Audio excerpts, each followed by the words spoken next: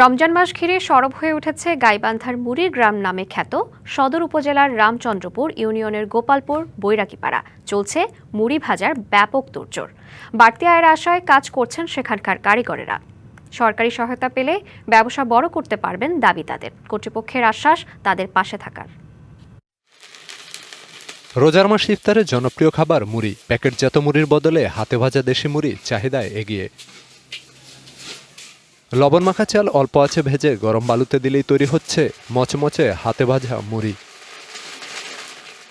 জীবিকার চাহিদা ছাড়া বাড়তি উপার্জন না মিললেও এ পেশায় আছেন গ্রামের অন্তত ৩০টি পরিবার। সেদ্ধ করি, এক দিন নেওসা করি, পরে রোদে শুকিয়ে তুলিয়ে ধানটা ভাঙিয়ে নিয়ে ঝাড়ি ঝুরিয়ে ধুয়ে পাকলে লবণ মাখি, চাউল ঘামাই আর মুড়ি ভাজি। দেশি মুড়ি আমার খুব সুন্দর করি তৈরি করি। খুব চাহিদা আছে, কিন্তু এখন এই যে অটোমেলের আগে আসিয়ে চাহিদা না কমে গেছে, বেশি একটা লাভ হয় না।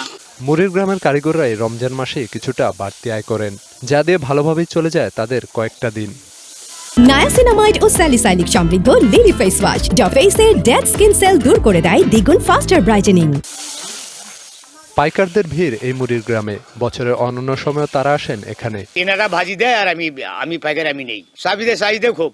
শিল্পটি সম্প্রসারণে মুড়ির কারিগরদের সার্বিক সহায়তা দিতে প্রস্তুত বিসিক। প্রশিক্ষণের পাশাপাশি আমাদের যে লোন সহযোগিতা আছে তারা অলরেডি আমরা তাদেরকে লোন সহযোগিতা দিয়েছি এবং ভবিষ্যতেও আরও দেব।